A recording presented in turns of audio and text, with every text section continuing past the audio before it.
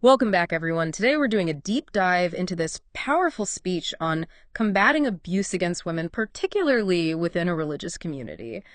You know, the speaker's personal connection to this, it really comes through. Oh, absolutely. And the urgency in her message, it's something we need to address. Yeah. Yeah. And what hits you right away, is that stat she opens with. 1 in 3 women experiencing abuse. Oh, it's jarring. It really underscores how big this problem is. It's not some isolated thing, right? It's everywhere. Exactly. Pervasive. Yeah. And it's more than just the numbers, right? She talks about being flooded personally with messages from women who are trapped in these situations. Right. And that just gives you a sense of the scale of the silent suffering that's happening. Yeah, and you can really feel her, like, being overwhelmed, wanting to help, but feeling limited.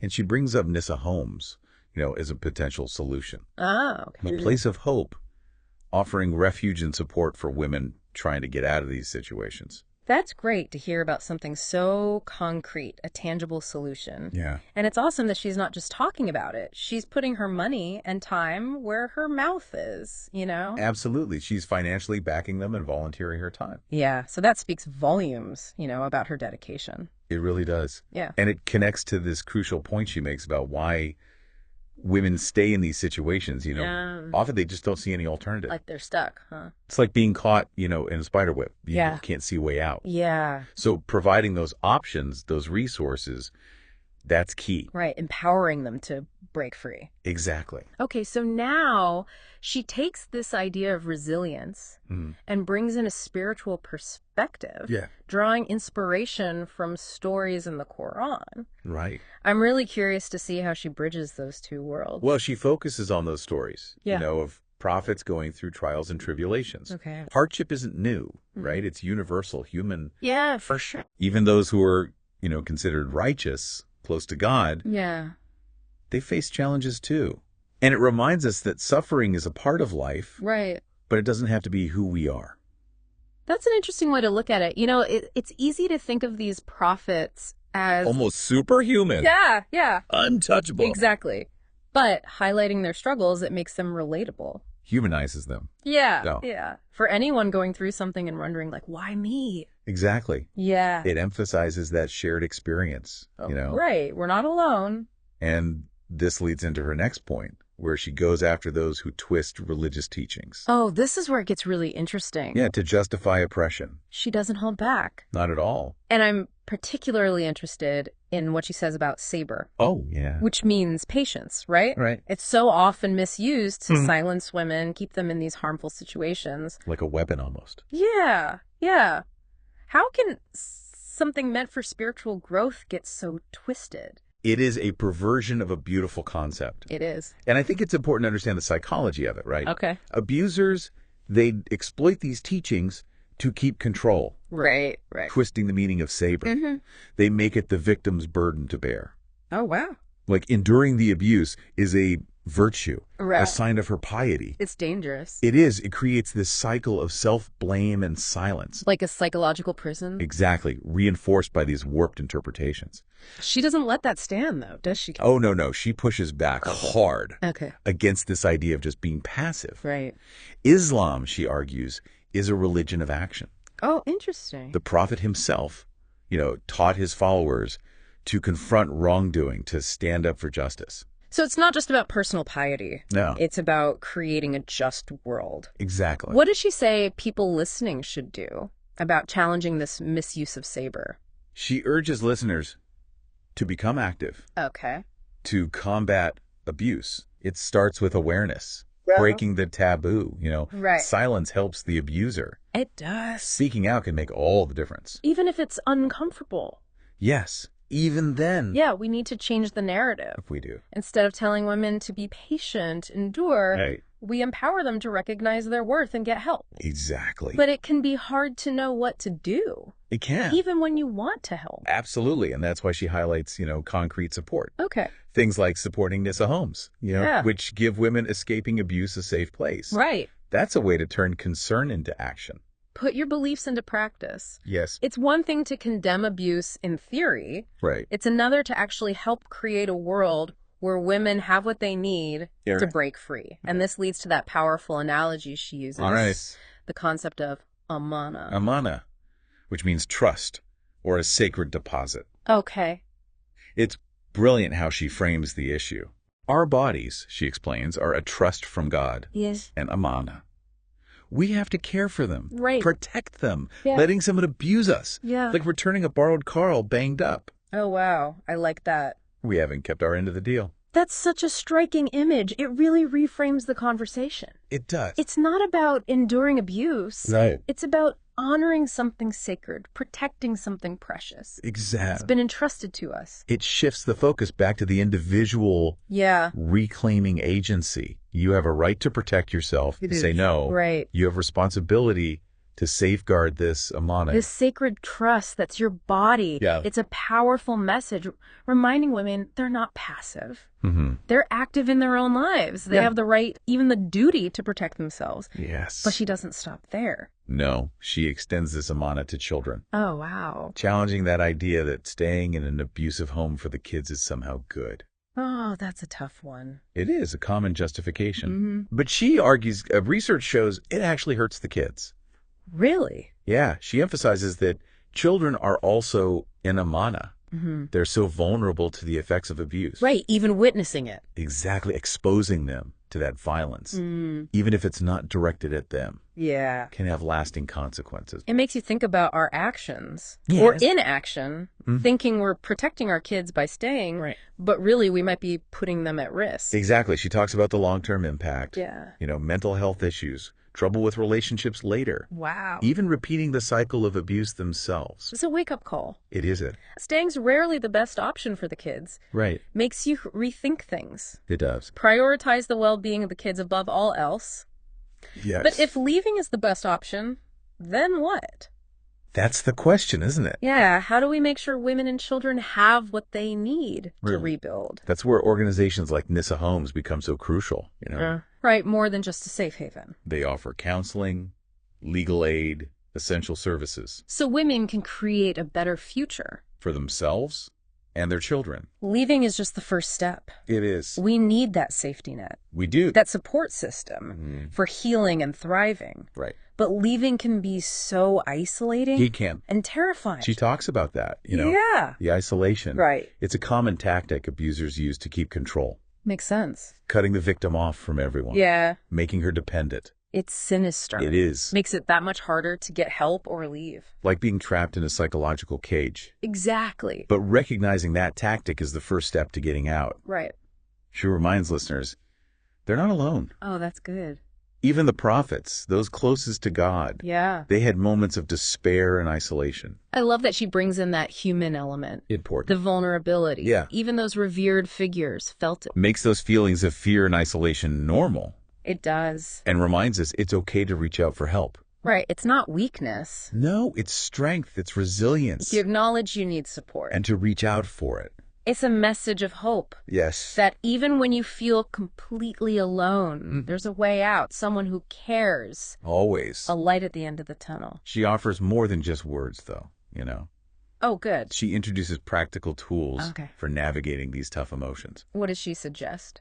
She talks about the power of du'as, the supplications or prayers from the Quran, finding solace and strength in them, drawing inspiration from those who face similar challenges. It's like tapping into this ancient wisdom It is connecting with those who've walked the path of hardship. and emerged stronger. Yes. Okay, so it's not just about listening to the stories. Right. It's about engaging with them, using them to fuel our own resilience Exactly. and find our way through tough times. She reminds us this isn't just personal. Right. It's about creating a more just world. Yeah. She challenges us to go beyond just condemning abuse, to actually dismantling the systems that keep it going. Big picture stuff. It is. So where do we even begin? Well, she offers a multi-pronged approach. Okay. First, awareness. We have to learn how abuse shows up, Right. the subtle ways in families and in society as a whole. we need to spot the red flags. Yeah, the warning signs. Exactly. And the manipulation tactics abusers use. Shining a light on the darkness. Yeah. Making the invisible visible. And creating a culture where women feel safe to speak up. Right. Without judgment or shame. Exactly. But awareness isn't enough, is it? No, it has to lead to action. Okay, so what kind of action? It can take many forms, Yeah. supporting organizations like Nyssa Homes, Right. volunteering, donating Yeah. to help provide shelter and support, Okay. speaking out against injustice, challenging cultural norms, Right. or just offering a listening ear, a shoulder to cry on. Being there for someone who's hurting. Exactly. Even small actions can make a difference. They can.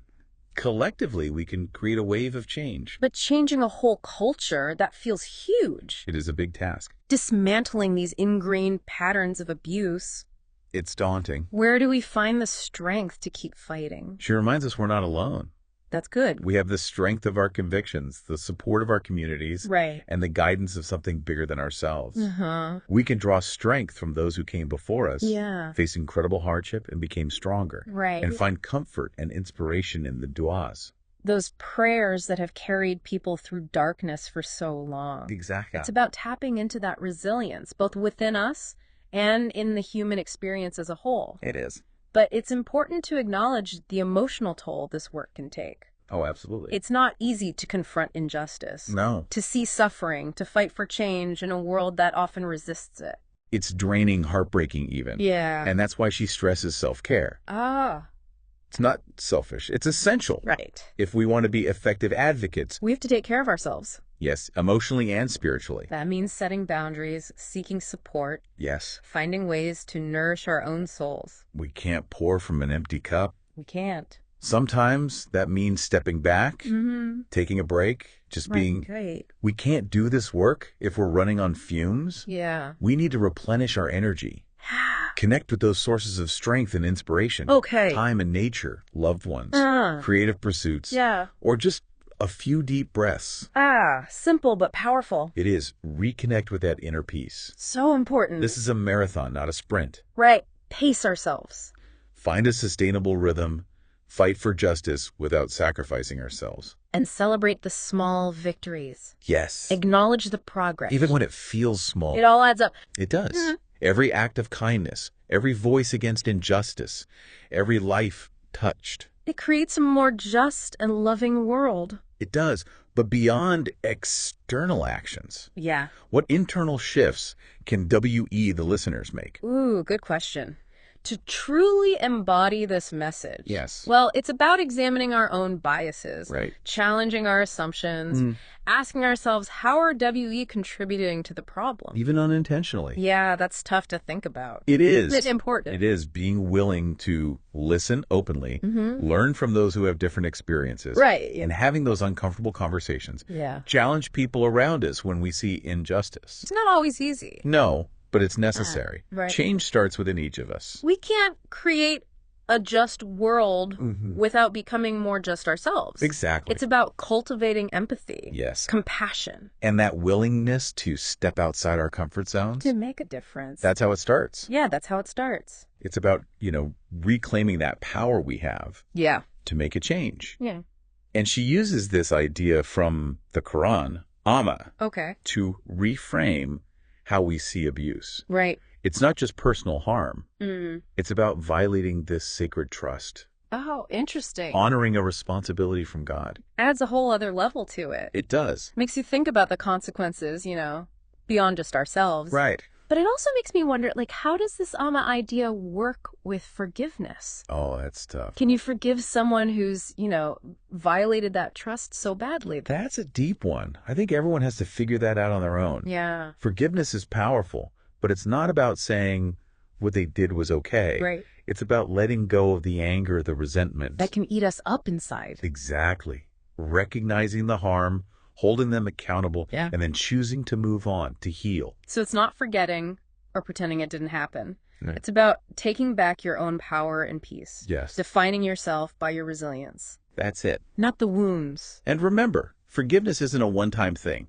Right. It's a journey. a process. It takes time, effort. Mm-hmm. Often you need professional help to work through it. Makes sense. It does. This has been such a thought-provoking deep dive. It is. Her passion is really inspiring, It is. She doesn't sugarcoat anything about abuse, No, but she still offers hope, empowerment. absolutely. Yeah. Reminds us we can break this cycle. Yeah. Create a world where women are safe, respected. Valued. Yes, exactly. And it's not just about protecting women. Right. It's about protecting everyone from the harm of abuse. Because hurting one person ultimately hurts everyone. Exactly. And she challenges us to be more than just angry. Right. To actually work for change. Okay. So where do we start? Small steps. Educating ourselves, speaking up, supporting groups like Nyssa Homes. Right. Just offering compassion to those who are hurting. Being there for each other. It's about building a better world. Yeah. A just world, an equitable one. Free from violence and oppression. But this work is heavy. Oh, it is. How do we keep going when faced with so much darkness? That's the question, isn't it? How to not get overwhelmed. Self-care is key. It's not selfish, it's essential. We forget that sometimes. We do. If we want to help others, we got to help ourselves first. Makes sense. Setting boundaries, getting support. Right. Finding ways to feed our own souls. So we're not running on empty. Exactly. Sometimes you need to step back, just breathe. Yeah. We can't do any good if we're burnt out. Absolutely. Think of it like this. You need to refill your own well. Oh. So you can draw from it to help others. Spend time in nature. Yeah. Connect with people you love. Do something creative. Speed. Yes. Or just those few deep breaths, Center yourself. This isn't a sprint, it's a marathon. Pace yourself. Find that rhythm where you can fight for what's right. Without burning out. Exactly. And celebrate the small wins. Oh, yeah, those are important. They are. Every act of kindness, every time someone speaks out. Every life that's touched, it matters. It all builds a better world, It does, yeah. It really does. It's so easy to feel overwhelmed by this, It is. The numbers, the stories. The sheer scale of it. But she reminds us that even small acts of courage, small kindnesses, they ripple out. They do. It's about finding your own way to contribute, to bring light to the darkness. Reclaiming our agency, We're not helpless. Yeah. We can choose compassion over apathy, courage over fear, action, not just sitting back. And we don't have to do it alone. There's strength in numbers, in community, Absolutely. sharing our stories, raising our voices together. And a web of support, Yeah. catching each other when we fall, lifting each other up. And she doesn't stop at hope, right? She gives us a plan. She does. She really does. Support organizations like Nyssa Homes. Educate ourselves, challenge those norms. The ones that allow this violence to continue. It's about moving beyond just knowing to doing something. Turning that anger into action. She reminds us we have a responsibility. We do. To be upstanders, to speak out, protect those who are vulnerable. And we have the tools to do it. We do. We have our convictions, our communities, our faith, the inspiration of those who fought before us. It's a lot to take in. It is. But in a good way. A powerful message. It is. It's a call to wake up. Yeah. To our own power, Sure. We're not powerless against injustice. We can make a choice. We can. To be the change, to build a world where everyone feels safe. Respected, valued. That's the world we want. That's the world we can create. So what will you take away from this deep dive? What will you do to help build that world free from abuse and oppression? She's given us the understanding, the tools, the inspiration. Now it's our turn. Yeah, our turn to choose what we do with it. Exactly. This deep dive, it's been really eye-opening, inspiring. We hope it sparked something in you. Yeah, a desire to make things better, be part of the solution. Remember, you have that power, You do. to create change, to be a force for good. Don't underestimate yourself. Absolutely not. And thanks for joining us on this journey, this exploration. It's been a pleasure. We hope you'll keep deep diving with us. Yes. Keep exploring. Keep learning. To understand this world a little bit better. Together. Together, that's the key. Thanks, everyone.